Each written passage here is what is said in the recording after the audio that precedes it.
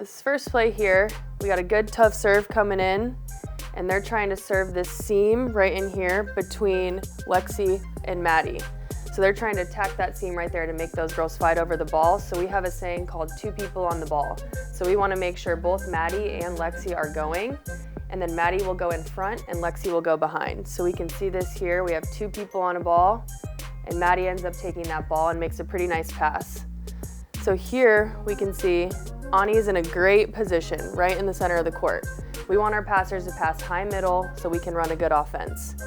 So if you look here, we have Caitlin Horde jumping in this gap right here. And if we want to rewind it a little bit, we can see that the blocker is kind of taking a step over to be ready for Caitlin Horde. So she's there and ready in case we set Caitlin. But Ani chooses to back set Lindsay Krause, and that creates an open block, a split block for Lindsay here. So if we can see that the block kind of steps over for Caitlin, and then she has to cover all of this ground to get back here to Lindsay. So we can see that there's a little bit of a late block. Arms are reaching out this way to Lindsay instead of being straight over the net. So Ani does a good job setting this ball with good tempo to create that space for Lindsay to create a kill.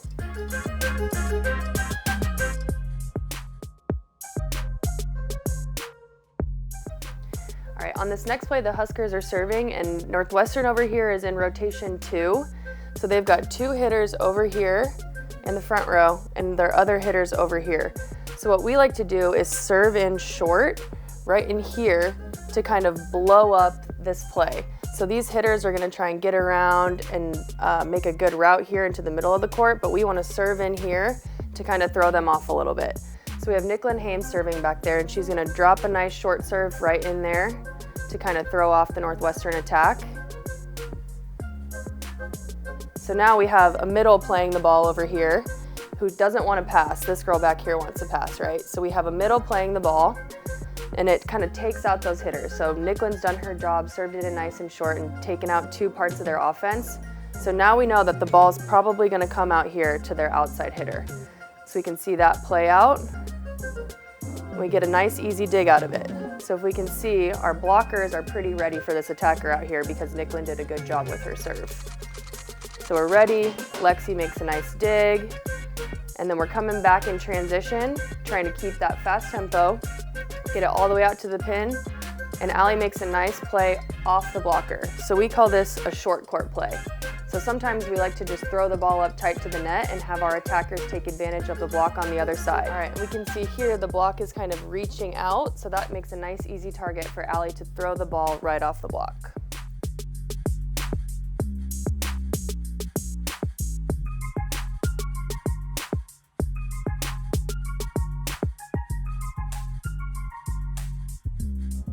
One of our focuses this last week on serving was getting the ball to move. We've been really good at serving the ball directly at people, but now we want the ball to move and float and kind of change direction a little bit.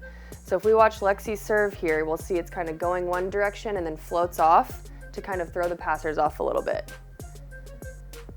So you can see it's going to start going straight and then kind of tail off at the end. You see that? The little angle it goes out there? So that causes this right back passer to have to make a big move into the middle of the court. She gets a pretty nice pass out of it, and Northwestern's in system. So here we can see their 2 hitters are right here. The setter is front row, so she's not an option, or she is an option, but their hitters are out here. So we see Maddie Kubik shift in here to get ready to block this hitter and this hitter as well as the setter. So we call this overload. So if you watch, Maddie takes a physical step over to her right. So now she's right in front of that setter. This is her new hitter. And then Becca can worry about the middle and Whitney can worry about the outside here. So we call this overload for our blockers. So we can see here they end up setting over the top of the middle and they're throwing a tip in. So we just kind of have to scramble. Maddie has to scramble and get the ball. Nicklin has to be ready to go play a tip, and we're kind of just in survival mode now. So she tips this ball, Nicklin ends up playing it, so she's no longer able to set. Lexi's got to come in and make a nice play, and Whitney takes a big swing, stays aggressive out of system, and hits it and moves the ball to the edges of the court and gets a kill. Another point of emphasis we had this week was staying aggressive out of system, so it's good to see Whitney come in and take a really big swing instead of just roll shotting or tipping when she's uncomfortable. So we can see again, Whitney's getting deep, driving hard, and taking a big swing.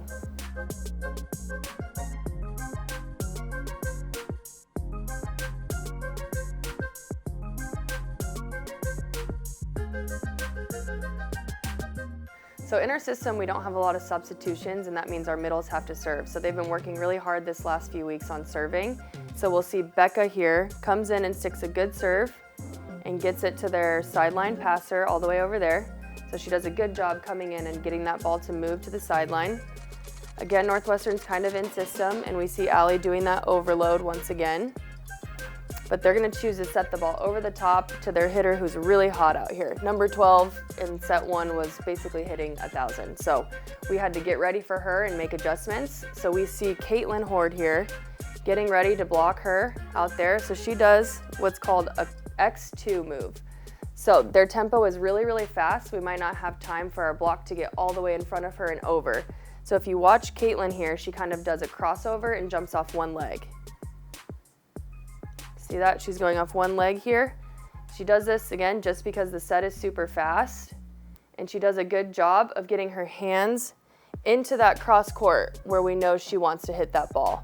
So we call this finish. We want her to get her hands in that seam and hold them there so that she can shape the ball over on their side of the court. So we can see Caitlin shaping her hands back into their side of the net, and we get a stuff block out of it.